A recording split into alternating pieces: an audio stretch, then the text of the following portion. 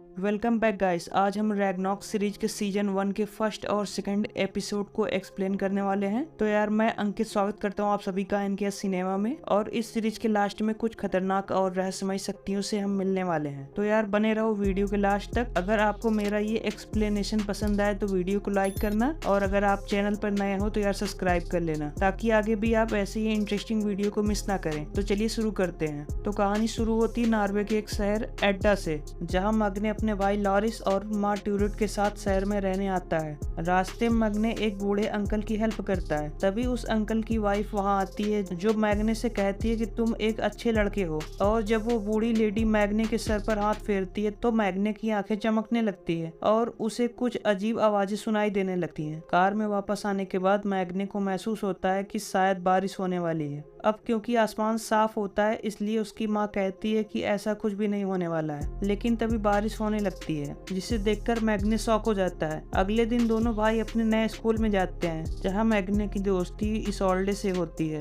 और एरिक जो उनका टीचर होता है वो उनको रैग्नारॉक के बारे में पढ़ाता है, जिसमें वो बताता है कि सदियों पहले गॉड्स और जायंट्स के बीच एक वॉर हुई थी और जायंट्स ने धोखे से उस वॉर को जीत लिया था और सारे गॉड्स मारे गए थे। बट उन जायंट्स का क्या हुआ इस बारे में किसी को कुछ नहीं पता। फिर कहानी आगे बढ़ती है और हमें कुछ नए कैरेक्टर्स देखने को मिलते हैं, जो है फिजोर, सेक्सा और उनकी माँ रैन, जो स्कूल की प्रिंसिपल भी होती है। और यहाँ इसोल्ड मग्ना को अपने यूट्यूब चैनल के बारे में बताती है, जिसमें वो इन्वायरमेंटल के बारे में बात करती है। अगले सीन में हम देखते हैं कि स्कूल के बाद ट्यूरिट मैग्ने को लेने आती है और रेन के ऑफिस में मैग्ना डिसलेक्सिक होने की बात रेन को बताती है। तभी मैग्ना कहता है कि हमें विंडोज को बंद कर देना चाहिए, बट रेन कहती है कि इतनी अच्छी हवा चल रही तो खिड़की बंद क्यों करें। लेकिन तभी जोर से हवा चलती है और खिड़की का ग्लास टूट जाता है। स्कूल से बाहर निकलने के बाद मैग्ने देखता है कि इसोल्ड की साइकिल पूरी तरीके से बेंड हो चुकी है। इस पर इसोल्ड मैग्ने से कहती है कि उसके साथ ऐसा अक्सर होता है। तब मैग्ने अपने हाथ से उसकी बेंड हुई साइकिल को ठीक कर देता है, जिसे देखकर इसोल्ड पूरी तरह शॉक हो जाती है। घर वापस आने के बाद मैग्ने को अपने अंदर बहुत ही ज्यादा ताकत महसूस होती है और उसे महसूस होता है कि उसे अब फ्यूचर का आभास होने लगा है और अब उसे बिना चश्मे के भी सब कुछ साफ दिखाई देता है। अगले दिन मैग्ने और ट्यूरिट विडार से मिलते हैं और विडार का डॉग मैग्ने को देखकर भौंकने लगता है। यहाँ से विडार घर वापस आता है और हमें पता चलता है कि विडार सेक्सा और फिजोर का पिता है और वो अपने बेटे फिजोर से मैग्ना पर नजर रखने के लिए कहता है।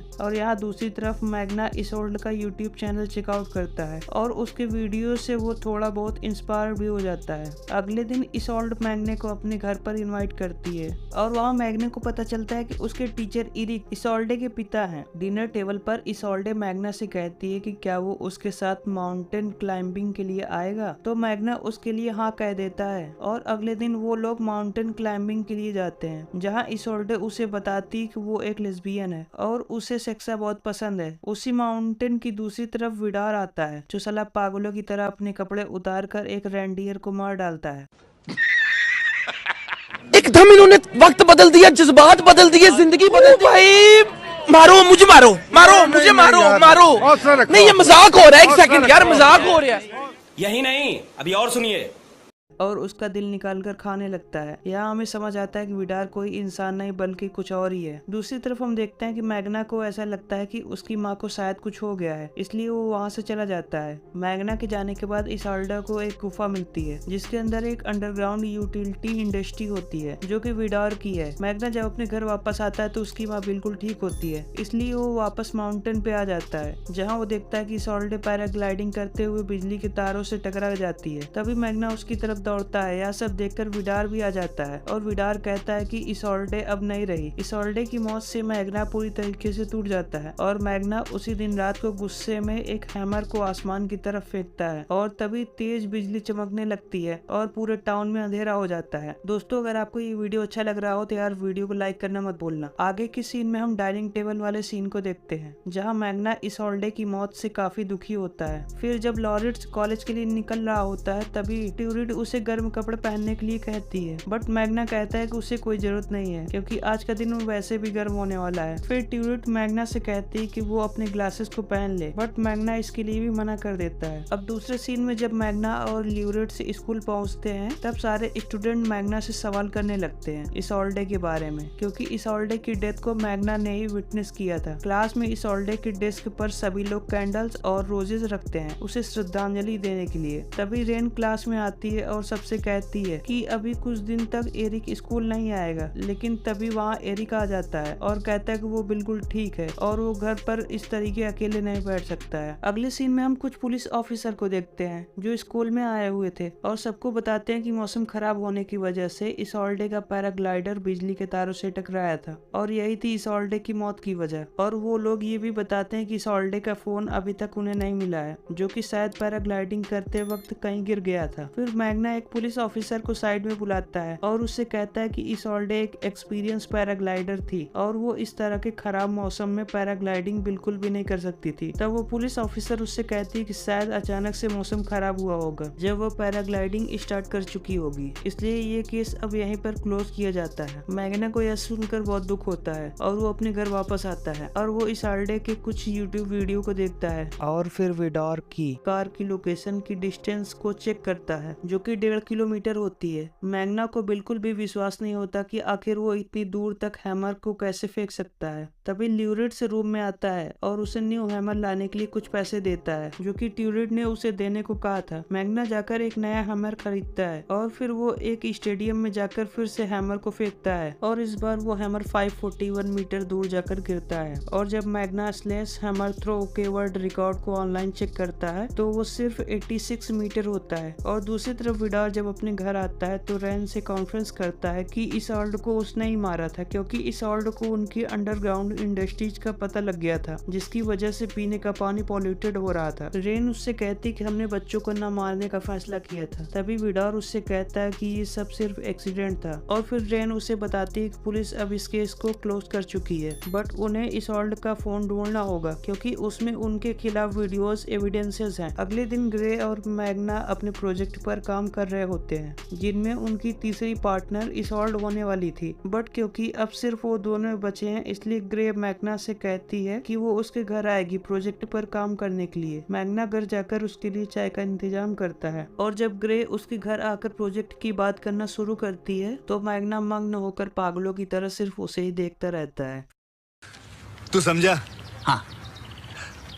नहीं, तू समझा नहीं। फिर ग्रे उससे पूछती है कि क्या तुम अपने बारे में कुछ ऐसा बता सकते हो जिससे मैं तुम्हें अच्छे से जान सकूं। तब मैग्ना उससे कहता है कि उसने ये पिछली रात डिस्कवर किया है कि वो स्लेज हैमर को 500 मीटर दूर तक फेंक सकता है। यह सुनकर ग्रे थोड़ी सी शॉक हो जाती है और फिर वो वहाँ से चली जाती है। अगले सीन में ट्यूलिट एरिक से मिलती है जो कि इसोल्डे की डेथ से पूरी तरीके से टूट चुका था और यहाँ वो ओल्ड लेडी भी होती है जिसे हम पहले देख चुके हैं। वो लेडी स्टोर की ऑनर होती है और ट्यूलिट से कहती है कि एक हीरो की जर्नी अब शुरू हो चुकी है। ट्यूलिट उसकी बातों पर ध्यान नहीं देती है और वो वहाँ से चली जाती है। यहाँ मैग्ना इसोल्डे की डेथ के टाइम का वेदर रिपोर्ट चेक कर रहा होता है और उसे पता चलता है कि इसोल्डे के डेथ के 1 घंटे बाद तक मौसम बिल्कुल ठीक था। तभी ल्यूरेट अपने शर्ट को ढूंढते हुए रूम में आ जाता है और मैग्ना उससे कहता है कि जब से हम इस एडस शहर में आए हैं तब से कुछ अजीब चेंजेस उसके अंदर हो रहे हैं। और वो उसे बताता है कि जिस दिन इसोल्डे की डेथ हुई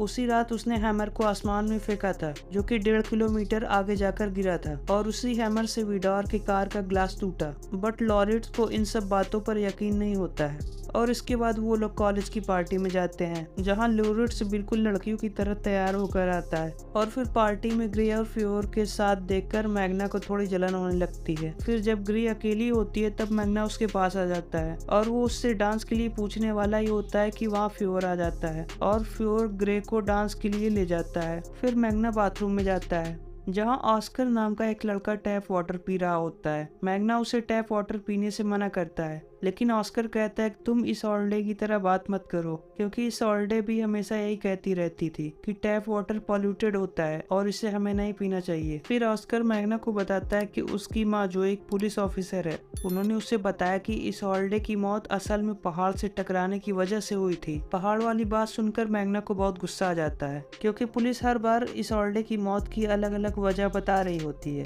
और अब मैग्ना को पूरी तरीके से विश्वास हो चुका है इस ऑलडे का एक्सीडेंट नहीं बल्कि उसे मारा गया है। फिर मैग्ना एरिक के घर जाता है और उससे पूछता है कि आखिर वो इस ऑलडे की डेथ की वजह पुलिस से क्यों नहीं पूछता है। मैग्ना बाहर निकलकर गुस्से में कार को एक तरफ ढकेल देता है, जिससे एरिक पूरी तरीके से चौंक जाता है और फिर मैग्ना को अंदर बुलाता है और फिर दोनों मिलकर इस ऑलडे की सारी चीजों को देखते हैं और उसे याद करते हैं। दूसरी तरफ फ्योर, ऑस्कर और ल्यूरिट्स इस ऑलडे की मेमोरियल पे आते हैं और फ्योर वहाँ जलती हुई कैंडल पर टॉयलेट कर देता है और ऑस्कर उसकी इस पिक्चर को इंस्टाग्राम पर डाल देता है। और जब ये बात फ्योर को पता चलती है तो वो ऑस्कर को मारता है और उसे इस फोटो को डिलीट करने के लिए कहता है। बट डिलीट होने से पहले रैन उस पिक्चर को देख लेती है और उस पिक्चर को विडोर को दिखाती है। फिर विडोर फ्योर के घर वापस आने का वेट करता है और जब फ्योर घर आता है तो विडोर उससे कहता है कि एक वक्त ऐसा था जब इंसान हमारी पूजा करते थे और तुम्हारी इस तरीके की हरकत हमें बिल्कुल भी शोभा नहीं देती है। और फिर विडोर फ्योर को बहुत बुरी तरीके से मारता है। फ्योर को मार खाते ग्रे देख लेती है, क्योंकि ग्रे उस रात उनके घर पर सेक्सा के साथ रुकी हुई थी। और अगले दिन हमें एक चर्च का सीन दिखाया जाता है, जहाँ इस ऑलडे के लिए सभी लोग प्रेयर करने के लिए जाते हैं। और फिर जब मैग्ना और उसकी फैमिली घर वापस आती है तो उनका घर पूरी तरीके से बिखरा पड़ा होता है। तो यार यहाँ से एपिसोड 1 और 2 खत्म होता है।